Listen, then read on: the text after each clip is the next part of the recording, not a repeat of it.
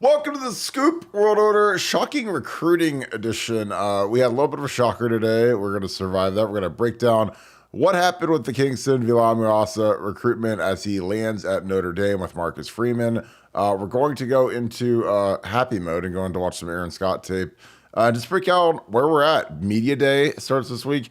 Camp starts literally in about 10 days. So training camp is here. The NFL is starting to break training camp. It's the best time of the year, folks. Football is about to get cranked up. The Hall of Fame game is going to be in about a week. So first official football game of the year is coming quickly, and we are here for this season. That being said, as always, we passed 20,000. Thank you, thank you, thank you. Again, it's all because of you guys. We appreciate you guys so much.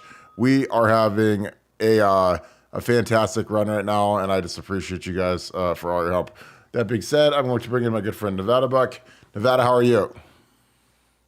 I'm doing great. This will be the last time I talk about subscriber numbers for a while, but shot past 20,000, hitting 20,100.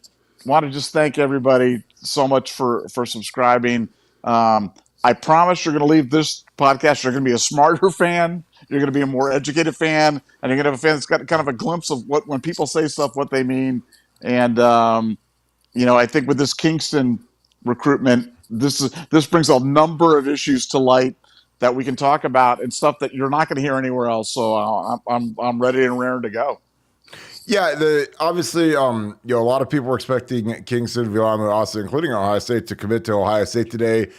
He kind of flips last second to Notre Dame. Again, I've lived these, as a GA, offensive GA, where you sometimes, there's certain schools. Notre Dame's one of those schools where if a kid is devout, if a kid goes to a parochial school, a Catholic school, they've got a really strong pull. I remember we lost a couple of kids from Cleveland St. Ignatius that went to Notre Dame instead of Ohio State. Jimmy Byrne, Liam Eichenberg, Tommy Eichenberg's older brother, a kid that I absolutely loved, who's an NFL tackle. We lost him to Notre Dame.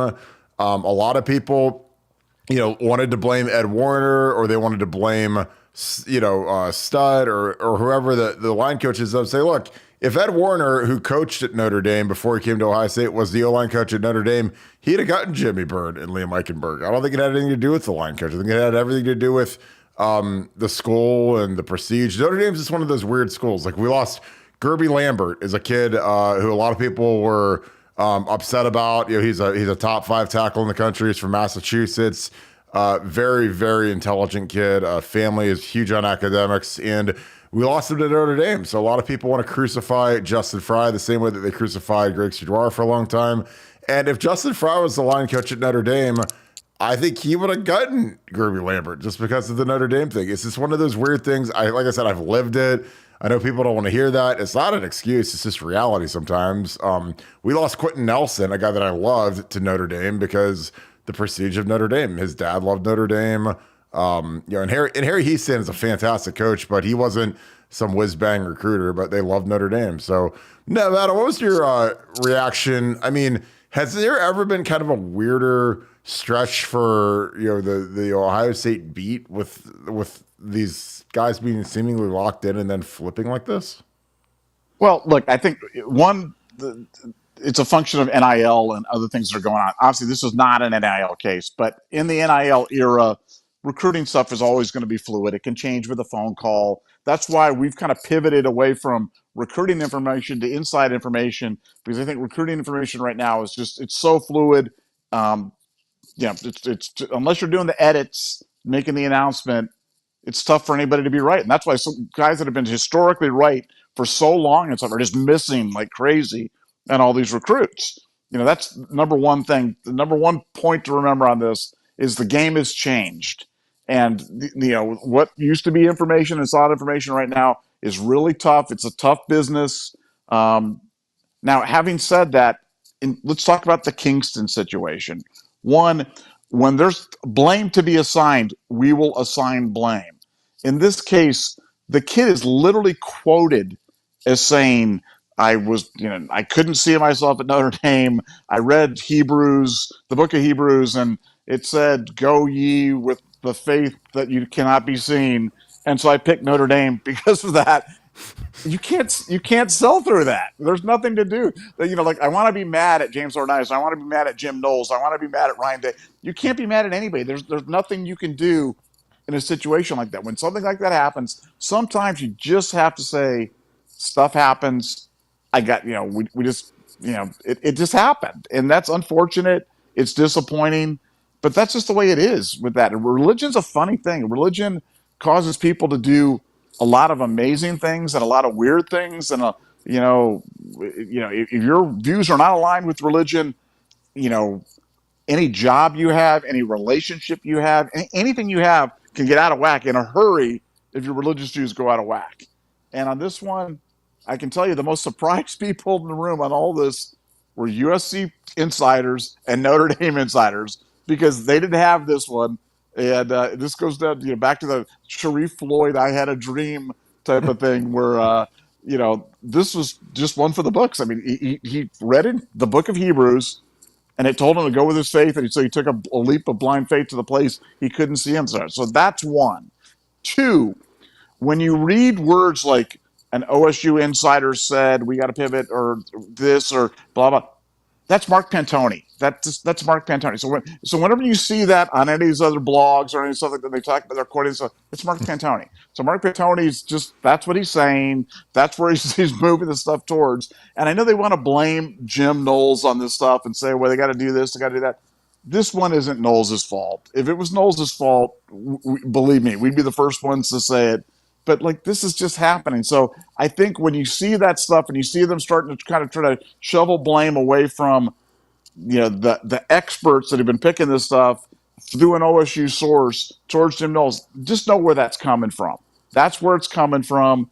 Pantoni's ultimately responsible for recruiting at Ohio State. So when stuff like this happens, it doesn't make him look good, and they want to show some blame. So who's going to be the whipping boy on this one? Jim Knowles. Jim Knowles is going to be the whipping boy for this one because of the book of Hebrews. And to me, is that fair? I don't think that's fair, but it is what it is. To me, what's much more fair is if our defense sucks this year, let's fire Jim Knowles. If our defense doesn't improve this year, let's be mad at Jim Knowles. If our defense isn't a force, the team strength on the team this year, let's all riot and be mad at Jim Knowles. But being mad at Jim Knowles over Kingston or trying to kill him with little anonymous little barbs from stuff, yeah, I think that's not the best. But that's just my opinion on it.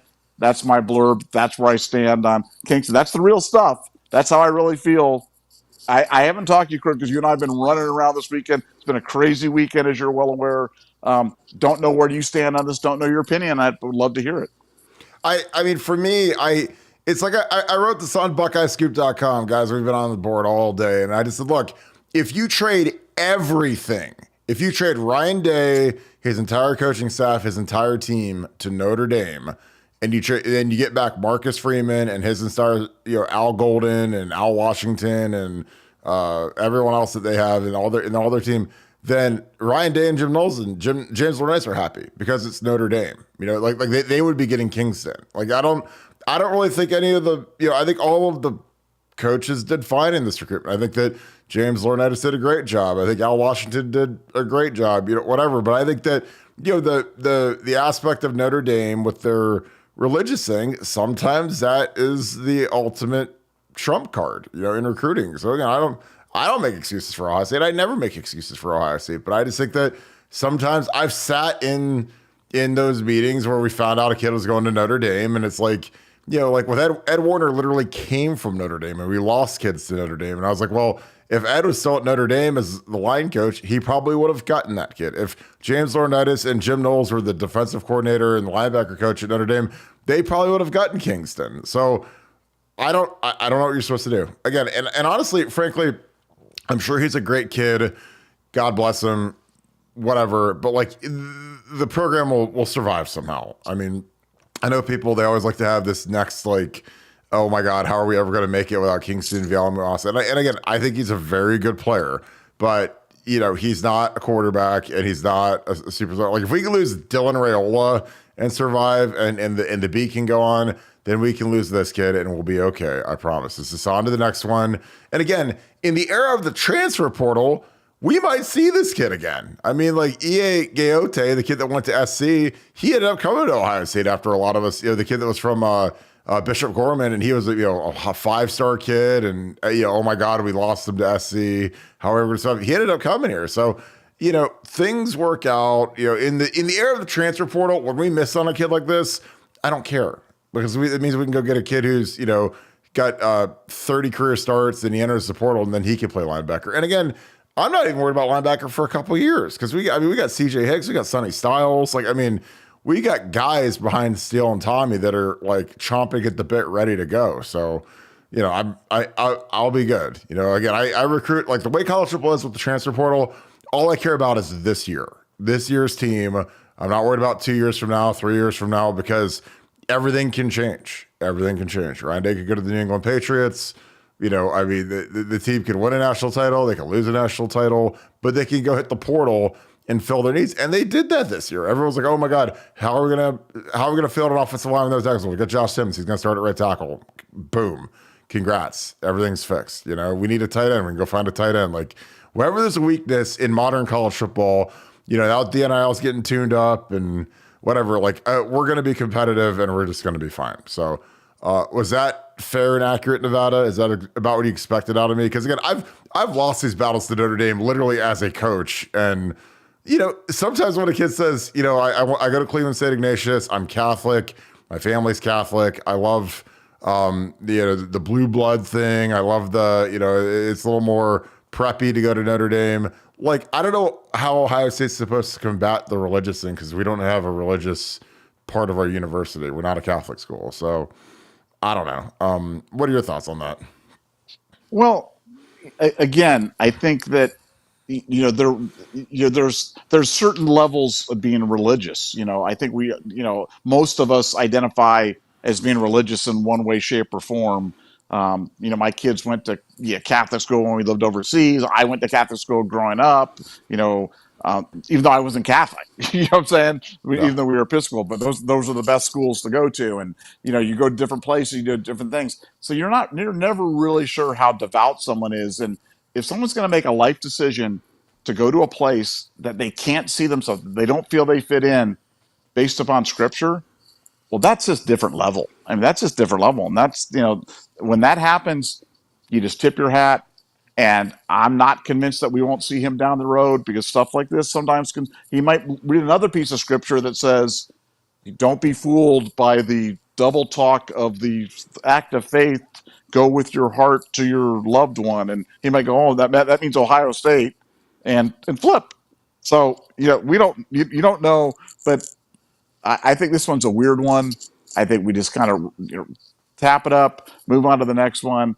But I do want us to get out of the habit. Again, I think we got to be better fans. And, we tend to, there was a saying in the movie Moneyball, and I thought it was the best line in Moneyball. And he was talking, Billy Beane was talking about how much he hated to lose. And he's like, I hate to lose way more than I want to win.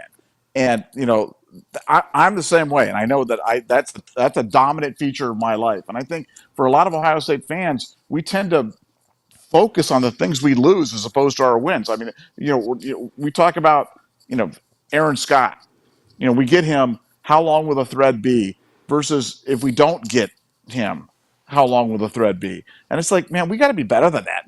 We've got to realize that we've got to celebrate the stuff that's good, and we've got to keep the stuff that's bad in perspective. Because how many times when something goes wrong, I'm trying to think about players that we've lost, legitimate loss, that have come back to like, oh my God, we really needed that guy. Because every time it seems like the most important, the Jason Gwaltneys or the Prescott Burgess or, Oh my whomever, God. name the player. We can just go through the list of players of guys that we just, Jackson Carman, we absolutely had to have Jackson Carman. Chantrell Henderson. He's the greatest one of all time.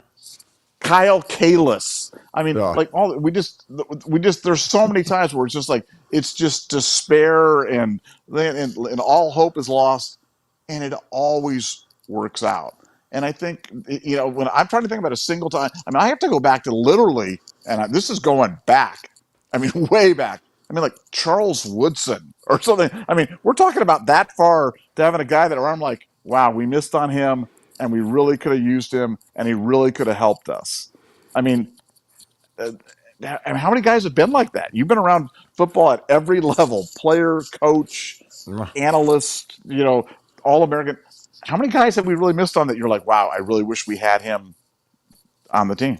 I mean, I remember, in 2012, 2013, we got absolutely just murdered by Michigan and Notre Dame on the recruiting trail. And we missed us. And there's some guys like Quentin Nelson. Absolutely, you want Quentin Nelson. But then there's Kalis. There was Chris Fox or whatever his name was from Colorado. It was like our class was just so far behind, those other classes. And then like when you fast forward 5-6 years, and those guys are all graduated, and you can kind of do an audit of the damage. And, in like 13, like we got like Jamarco Jones, who turned out to be, he's still in the NFL, great player. And again, with the O-line, when you take 5, you're probably going to miss on 2. 2 of them are probably not going to be able to play. You hope if you can get 3 out of 5 to play, you're the greatest recruiter that's ever lived. But really, you got to be probably like 55%, just because that just kind of is what it is. But, I really like. I go back to Prescott Burgess. I mean, it was like the world was ending when we didn't get Prescott Burgess. When we didn't get Sean Crable on my signing day, it goes to Michigan. The world was ending, and it's like you look back at it. Mario Manningham is a guy that I was like, I thought he was a fantastic player, and somehow like we had Ted Ginn and Gonzo and Hartline and Santonio and.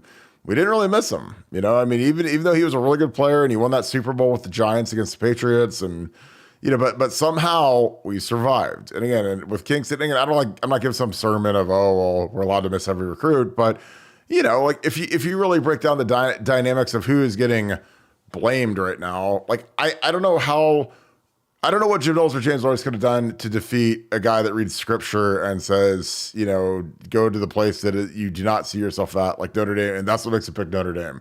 Instead of SC, which is the local place, which is on the come up right now, and Ohio State, where seemingly most people, Notre Dame insiders are saying, I think it's going to be Ohio State. Ohio State insiders, I think it's going to be Ohio State. And then, boom, Notre Dame out of the blue. So, I don't know, but like I said, I always Seantrell Henderson was the one where they're like, how are we ever going to survive without getting Seantrell Henderson? And then he ends up going to SC. He's there for 5 minutes. Then he transfers to the U, does nothing, goes like 7th round, kicks around the league for 3 or 4 years, and we don't miss him. Again, I don't know, but I wish the kid well. I think he's going to do great. Nevada, are you ready to move on to some Aaron Scott? Because I'm ready to move on from this one. And again, I do love the thing that you said that really there's nothing sure in the universe is if this kid just commits like Miles Lockhart and he's not, all the extra stuff, that he gets like 7 responses in his thread. But if he doesn't or he goes elsewhere, it's like 850 responses in one of our threads on BuckeyeScoop.com. So. I would throw some Aaron Scott on. How are you feeling about Aaron Scott? Because he seems like a pretty sure thing. I know he's loving playing the game right now, but do you feel good about Aaron Scott at this point? Yeah, I do. I mean, I feel like all the pieces are there with Aaron Scott. Ohio State. We talk about these things like we've missed on every recruit. We've gotten an awful lot of recruits. I feel like this is another one that Ohio State feels like they've got it well in hand. The NIL stuff is all taken care of. That's all wrapped up in a nice bow. It's Father's Day or his father's birthday rather coming up. He's going to give him his dad's a huge Ohio State fan, so I think we got this one in pretty good shape right there. I think everything's according to going according to plan. I always offer the disclaimer that even if we lost him, somehow we're going to be okay. But we're not going to. Like it's like Bryce West. Like, what if we lose West and Scott? Then we've lost it, and we literally had people talking about this like for days, and I'm like, we didn't lose either one, and we're not going to lose either one. So let's not worry. I always say worry is living out your worst fears over and over again. Let's not. We're in great shape. The class is great. Things are great, and I think this is going to be another great addition to Ohio State. Playing the game out, waiting for Dad's birthday, and going to get it's his dad's birthday, but we're all getting the present on July 30th. Yeah, I mean, like I said, unless he's a member of the NWO and he like power bombs his dad through the table and spray paints like the UM on him. Like I can't imagine if your dad's been a lifelong Ohio State fan, committing on his birthday, it's special, and it's also a very frugal and smart thing to do because then you don't have to buy him a gift. You can save your $50 and just say, "Hey, Dad, I'm going to make the commitment your gift this year, so I don't have to get you anything." This is interesting. So this is something Brass Tacks, who's always here. I appreciate you, bro. He says, if religion is that big a factor, don't recruit those kids. That, again, you know, I, I don't know, but like that's something. It's interesting. Again, you have to sniff that out, but I think you got to get pretty far down the road with a kid before that ends up being the deciding factor. When a kid says, "I can really see myself at SC and I can really see myself at Ohio State," and then he reads, scripture, then he says, "But I can't see myself at Notre Dame, so that's where I'm going to go." Like, I don't know how you fight that. Do you have any thought on that, Nevada? Well, it's like I said earlier. Everybody's devout to some degree. Whether it ranges from 0.1% to 100%, and it's just a question of finding out where he is on that. I think that's a tough thing to really sniff out in these things. And I think from Ohio State's perspective, I think if they're honest, they didn't quite know that it was quite to this level with Kingston. And look, I've talked to a lot of USC people, a couple of Notre Dame people, but a lot of USC people about Kingston. I got to be honest with you, religion was never raised. That was never because all the kids that go to parochial schools in California, they go there because it's football. The parochial schools can recruit, they can bring in from out of district, they can bring in. That's why they all go there. So when you just see a kid at a Catholic school in Southern California, you're not thinking he's Catholic or he likes the Pope or whatever it is. You're just thinking he likes to play football. And I had never once heard, hey, Kingston really sees himself, as a preacher in Tonga afterwards, or, I'd never heard any of this. So this was a little bit of a surprise. My first inkling of a concern was when I heard he was going to go pray on like a religious retreat. It was like Aaron Rodgers going to the black hole or whatever he went to pray with the shaman so he could do the psychedelics and do the thing. But when he said he was doing that, I mean, that gave me a little bit of concern, but I'd never heard that this was an issue. And that's from people at SC that are really close to Kingston, like really, really, really close. So I'd never heard it as an issue. Not surprised that they missed it on that. And honestly, like, just because the kid's religious, like, Anthony Gonzalez and I are both Catholics, and we both hate Notre Dame. So it was, what was funny is in '05 when me and him were both like, we're ready to play Notre Dame, and he went to Ignatius, and a lot of kids from Ignatius go to Michigan, they go to Notre Dame, not just football players, just students, because and a lot of them go to Notre Dame or Boston College, and I asked him, I was like, "Did you ever consider Notre Dame?" He's like, "No, I hate Notre Dame." And we were guys that would go to mass on Sunday, and take the host and do the whole communion thing, and like we hated Notre Dame. So again, like it doesn't mean just because you're religious that means that you love Notre Dame. So again, it's part of the fact finding. Again, this is a weird one, but again, I think we'll be fine. And even so, I still think that anything can happen in college football. I think you just keep recruiting the kid. I really do. I mean, Marcus Freeman goes 4-8, and the admins have seen enough. Then the winds shift, and you just never know. I mean, like I said, I would never stop recruiting a kid. I wouldn't care when he committed. I don't think that you're being disrespectful because it's a transient life, man. And I'm telling you, Marcus Freeman, they give him a contract, and I hope Marcus does great every game except for against Ohio State as a teammate of mine. But again, Notre Dame. It's a hard place. It's probably one of the hardest places in the country to coach because you've got nobody in state basically from a talent perspective that's going to help you beat the teams you need to beat. And the Notre Dame brand, while it's bigger among older people, like young kids don't care about the Notre Dame brand because they haven't been good in so long. So, again, if Marcus, has another screw ups, like, I mean, they lost to Marshall, Cincinnati, like, I mean, they could, the thing could fall out. And they've had a lot of turnover. Like since Marcus took over, like Tommy Reese took off, Harry Heastan took off. Like there's been a lot of guys that have jumped ship on Marcus. So, I don't know. I keep recruiting the guy again with the portal. I think it's Nigel Glover's a kid from Northwestern, the Dayton kid. We had a question on that who literally he just got there and he's already in the portal because Pat Fitzgerald got fired. So again, like, in college football, man, anything can happen. I keep the relationships warm with everybody. And, if I'd have told you 2 months ago that Pat Fitzgerald would be fired by Northwestern, there isn't a human on this earth would have believed that. But you never know what could be coming down the pike with these institutions, with the board of trustees, with the presidents, the pressure. So I say just keep it warm. Now I got a question for you on that. Sure. Like the hazing. I mean, the Pat Fitzgerald thing. He goes down because a player from years ago comes out and says they hazed me, and they investigate it. They decided to give him a 2-week slap on the wrist, and then the media gets a hold of it, and they come back, and the player says, "Yeah, they was really hazing, and even though Fitzgerald wasn't part of it, he should have known about it, and he ends up getting run." Okay, now I'm watching a podcast from an Ohio State ex-player talking the other day, and he was talking about how he used to haze the younger players by going to the shower and like urinating on them. And I'm like, wait a second. Who talks about stuff like this, especially given what happened to Fitzgerald? And in a situation like that, is that should the coach know about that? Should the coach be fired? Should the staff be fired? Should the player that just said that be disciplined? Why in the world would some player like that say that on a podcast and say that in front of everybody in the world? Like, what's your whole thought on the hazing thing in terms of where the culpability and where does the buck lie? Like you said, you were a player, you were a coach, you've been there in the room. Like, how much culpability do these guys have for an ex-player urinating on the younger players? I, for me, man, I don't, I think that the coaches, here's where it stands. At the end of the day, anything that happens in that building is the responsibility of Jim Tressel, or at this point, Ryan Day. Anything. And that's just it's kind of like, how Walmart, could be 8 layers removed from some guy running a sweatshop or something.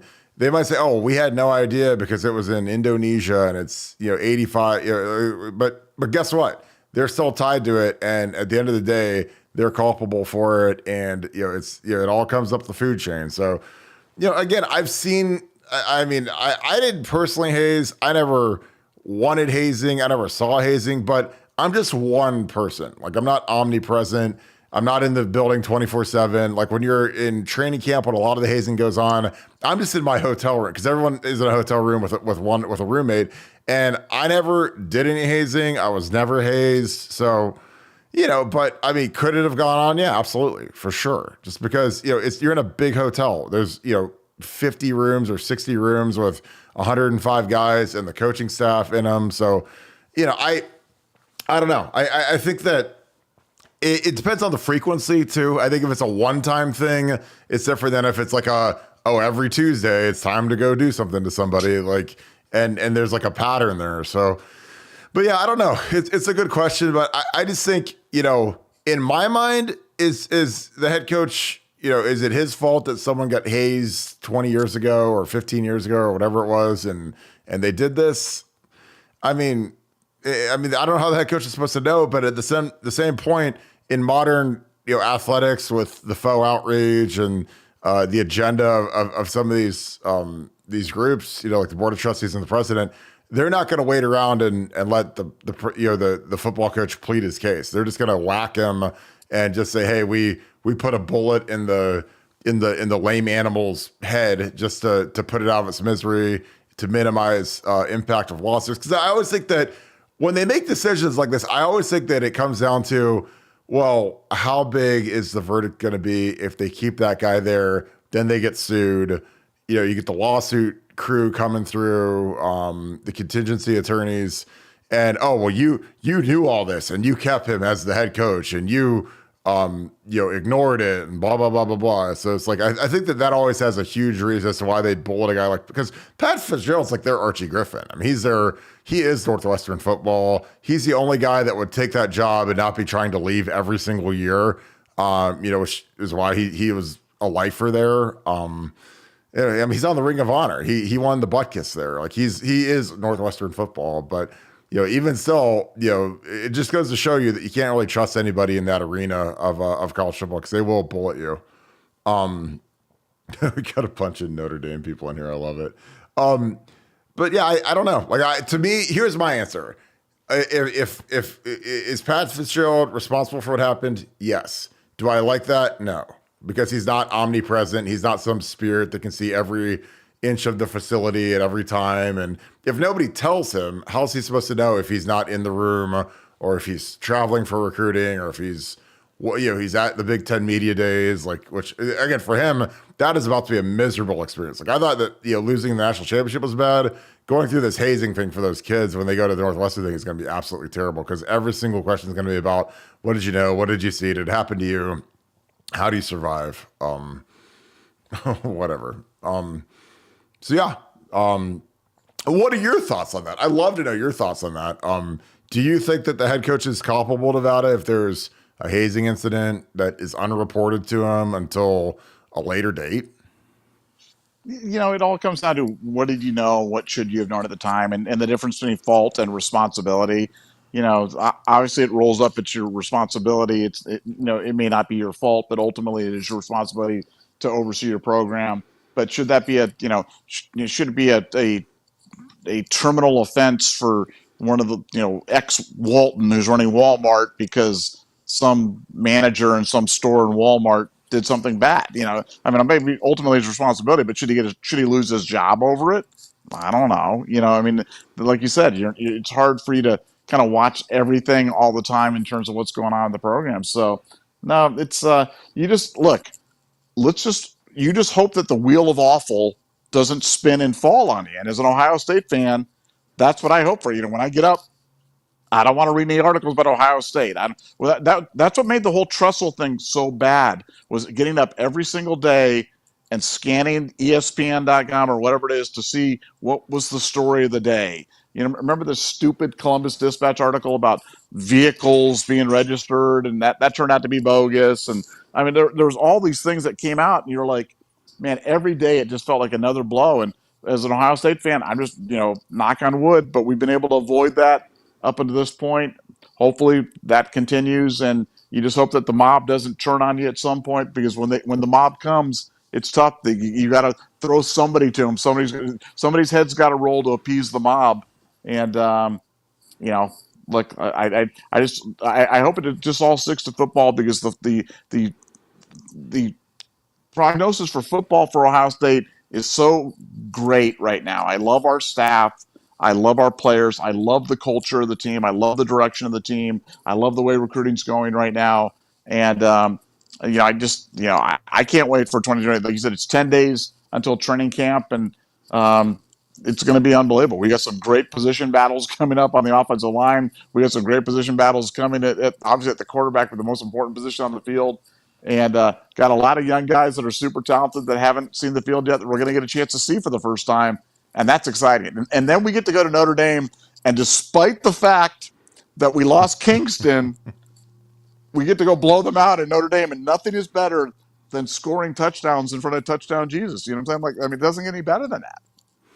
Oh, I totally agree. I can't wait for that game. I think that's going to be, that's going to be a biggie for Marcus, man. He's got us at home. It's not his first game. I think he kind of got a hall pass last year because they literally, it was literally his first game coaching ever was in the shoe against Ryan Day and against CJ Stroud. And they were in it for the first half. It was a tight game, 10-3 or 10-7. I think it was like 10-7. They scored that fullback dive touchdown down at the closed end. But I don't know. It's going to be interesting because, they beat Clemson last year, but they lost to Marshall. And, it's going to be a war. But yeah, you're right. Because I agree with you about the headline thing, because you got to remember in 2000, it was 2018, and it literally was about this time was when Zach Smith got fired.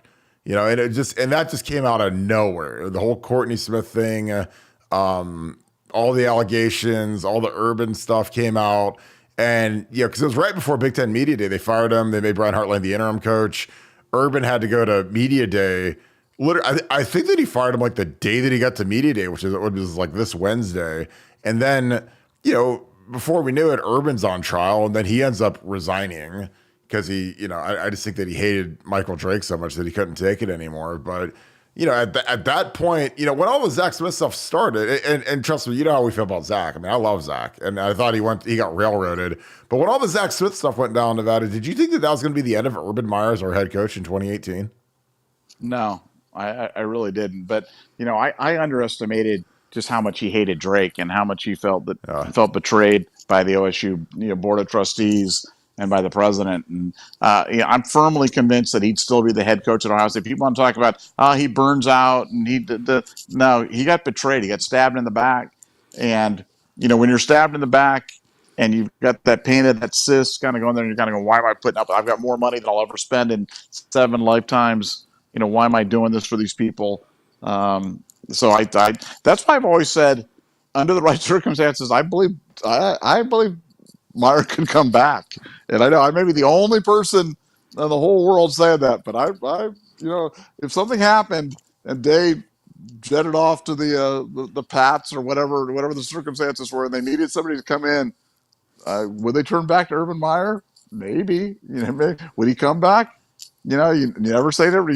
I wouldn't take anything he said right now as gospel on that, because if that offer is made, you might see him back at the sideline one more time. And boy, what a great show that would be.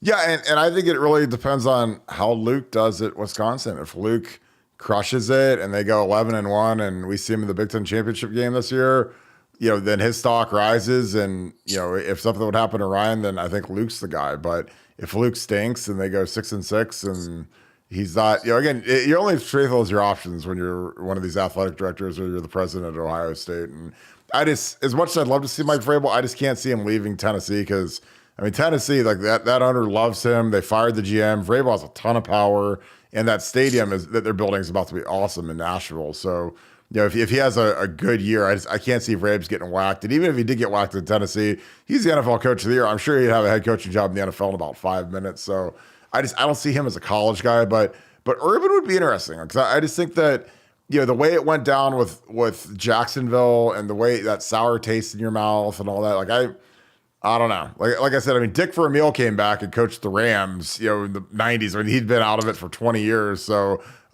Joe Gibbs came back and coached the Redskins, and he'd been out for 15 years or whatever. So, crazier stuff happens. And if there's one thing that's a narcotic, it's coaching football. And these guys, man, once they get a taste of that, they get a taste of that money, and they get a taste of that limelight, and they can't get enough of it. And that competitive thing gets bubbled back up. And especially the biggest thing for him is he'd still have the infrastructure. He'd still have Pantone, he'd still have Mick, he'd still have, his right-hand guys already in the building. So it's kind of turnkey at that point, as opposed to having to go see who you can get on your staff, see who you can, because that's the hardest part for a guy like Urban right now, is like, if he wanted to get the band back together, how many of the people, in the band, would want to come to the positions that he would have available? Because a lot of his guys that were really good are head coaches now, so they're not going to want to come be coordinators or position coaches. So what jobs do they have?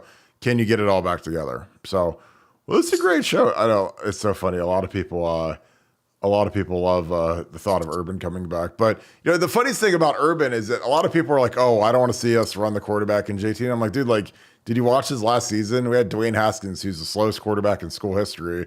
He could throw it 5,000 yards, 50 touchdowns, whatever is the greatest numbers, best throwing season we've ever had. So, people underestimate Urban's adaptability to modern football. And he's the guy that I know studies football more than probably any human being on this earth. He's always watching film, studying it. So he's always staying up with the latest and greatest that's going on in the game. So it was a great show, Nevada. We have any final thoughts as we bid Kingston adieu and we wrap this show up? I'm saying goodbye to Kingston, but I'm not closing the door on Kingston. I think when things turn on the book of Hebrews, man, it could turn back if he gets to, Second Kings or First Corinthians or something like that. So I think we just got to give him a different book of the Bible to maybe go to the New Testament. If we go to the New Testament, everything could be different then. You know what I'm saying? That maybe go to Revelations or something like that, and maybe he'll have a revelation that the Buckeyes are where he should be. And so don't. This isn't goodbye, Kingston. This is just this is a temporary farewell. We'll see you soon. Yeah, again, he doesn't even enroll probably till January. So 4 or 5 years I don't know if he red shirts or whatever. With the transfer portal, man, you always keep everybody warm, because he might get there. They might stink on defense. He might hate Al. There's so many variables now, and he might hate Al Golden. He might hate him. He might, because again, there's two coaches you deal with when you're a football player. There's the guy that recruits you, and then there's the guy that coaches you. The guy that recruits you, it's like when you're dating a girl and everything's just like perfect. Your first few dates, first month or whatever, everything's amazing. Nobody sees any warts. There's no, but then like once you get there, then it's like, okay, now we're married. Okay, I found out she's a slob, found out she can't cook, found out, she gained 30 pounds. Like there's all these warts that all of a sudden show up. And you're like, well, it wasn't like that when we were dating or whatever. So like to me, man, I just think that you always keep these kids warm, man, because these kids are so emotional and sometimes things aren't what they seem, and again, like EA, Gayote, the kid that came from Gorman, I mean, he played as a special teamer for us last year. He was a 5-star kid that we would have killed to get. And if we would have gotten him, the servers would have broken on BuckeyeScoop.com just because he was such a big recruit. But then he ends up going to SC, doesn't do anything, not the same player. And then he transfers here for his last 2 years. And he's a 5-star guy that literally did nothing, didn't get drafted. He didn't even get invited to rookie minicamp. And it's nothing against the kid because injuries happen and some guys don't develop at the rate that you'd expect. But just kind of is what it is. So we'll see where it is with Kingston. So any final things of that as we wrap this? Now on to Aaron Scott. Let's go. And also, I don't think we're done with Marquise Lightfoot either. So let's keep an eye on that one. There might be something percolating on that one too. So keep an eye on that one. I'm telling you, there's a more volatile program in the country than the Miami Hurricanes. So, well, I appreciate you guys so much. Thank you guys for tuning in on this this final podcast of the Kingston Philly Massa era. Good luck to you at Notre Dame, young man. Appreciate you guys tuning in. Thank you. Over 20,000 as we march to 25,000 YouTube subscribers. Thank you guys so much. We appreciate you guys. Again, you guys are the best. We are going to be on BuckeyeScoop.com all night diagnosing what went down with the commitment of Kingston Valley OSU to Notre Dame. So we appreciate you. If you enjoyed this content, please click like, click subscribe, click that little dinner bell that will tell you when we go live. Shout out where you guys are from. We had Peru. We got someone from Peru watching. It's amazing to see where you guys are watching from. We had Indiana, Kentucky, Georgia, Florida, Naples, Canton, everywhere. So we appreciate you guys doing that. Write that down in the comments down below. As always, we appreciate all the feedback. Thank you guys for tuning in. Again, I know it's your Sunday, kind of wrapping up the weekend. I hope you guys had a great weekend. We had a great time. Had some nice family in town, so it was a good time. So I hope you guys have a great rest of your day. Jump on BuckeyeScoop.com. If you guys have not subscribed, and you guys want the best inside information in the game, you want the best community in the game, BuckeyeScoop.com needs to be your new home. We are grinding on there. Tons of intel, tons of insight. Just a fantastic time. So thank you guys so much. Thank you so much, Buckeye Nation, and thank you, Scoop family. I'll talk to you guys tomorrow. Go Bucks.